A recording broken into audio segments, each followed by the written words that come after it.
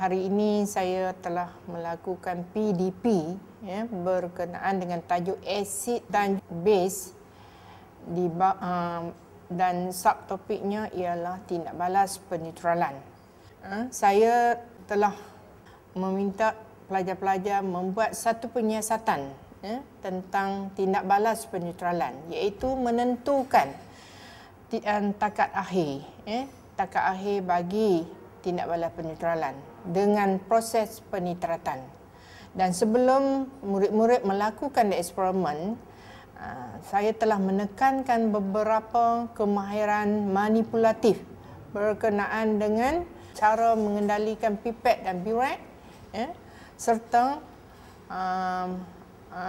pengisi pipet yang perlu diketahui oleh murid-murid, dan juga bagaimana menuang larutan di dalam burette, dan juga bagaimana mereka mengendalikan proses titratan. Dan di samping itu juga mereka perlu merekod data dan menghitung nilai kemularan ataupun isi padu yang diberi ketugasan kepada murid-murid dalam masa melakukan proses penetratan tersebut. Okey, di akhir sekali, saya telah berbincang berkenaan dengan bagaimana menyelesaikan masalah numerical, dan juga saya telah berikan satu contoh penyelesaian berkaitan dengan proses titratan.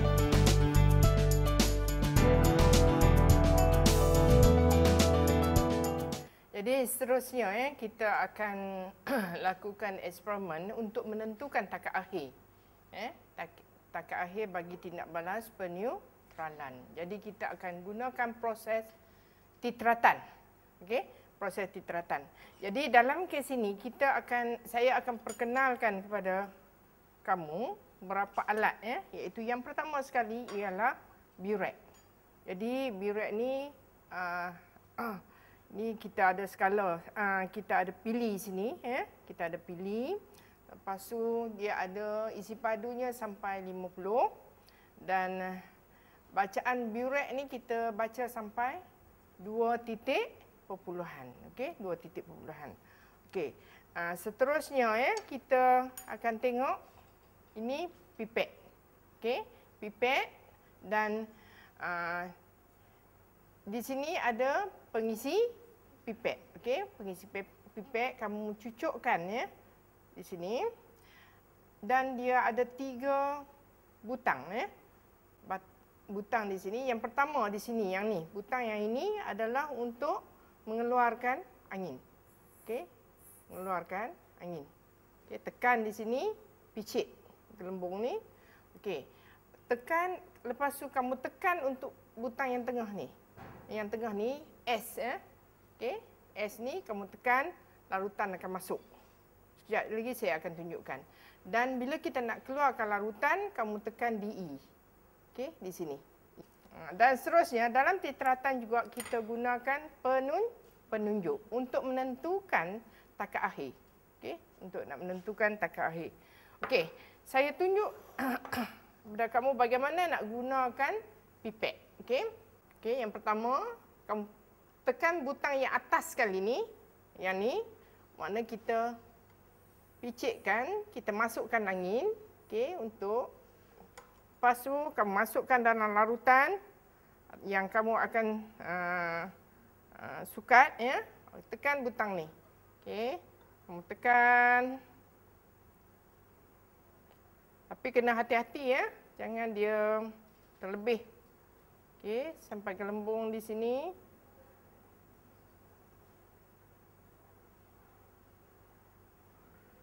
Lahan, Dan mata kamu kena mesti melihat meniskus, mata pusat tentang. Okey. Selepas itu katalah kita nak masukkan ke dalam kelalang kun. Okey, masukkan larutan, tekan butang yang ketiga, yang ni, yang tepi ni. Okey. Tekan, keluarkan larutan.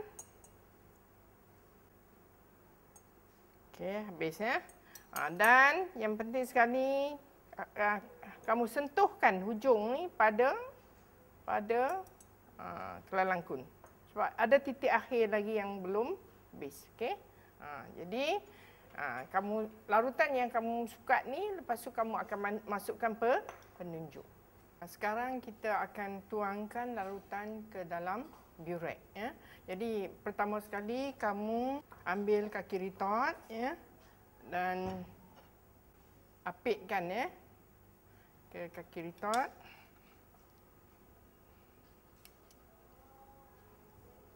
Okey, ketatkan. Dan kena pastikan, ya, bacaan menghadap kamu supaya kita boleh baca bacaan burek dengan tepat. Okey. Jadi kita nak tuang larutan. Okey, kita nak tuang larutan. Okey, sekarang bila kita nak tuang larutan, kita gunakan corong turas. Okey, sekarang kita nak tuang larutan. Boleh tak kamu tuang larutan dalam kedudukan ini? Tak boleh. Tak boleh. Jadi, kenapa tak boleh? Kenapa tak boleh tuang pada kedudukan ini? Okey, Aziz. Radas di atas paras mata. Mungkin boleh terpercik, cikgu. Okey, radas, ya. Semasa kita nak tuang, radas berada di atas paras mata. Jadi, kita kena berhati-hati. Ya. Sebab bila kita nak tuang larutan, mesti larutan yang kita nak tuang, parasnya mesti di bawah paras mata. Sebab takut terpercik. Sebab Tuhan bagi kita mata hanya sekali saja. Ya? Bila asid terpercik ke dalam mata, dia akan menyebabkan mata kita menjadi tidak boleh lihat seperti sedia kala lah. Ya? Okey. Jadi kita kena letak di bawah paras mata. Okey, di bawah paras mata. Kamu boleh letak di atas kerusi dan buat perubahan supaya di bawah paras mata. Ya?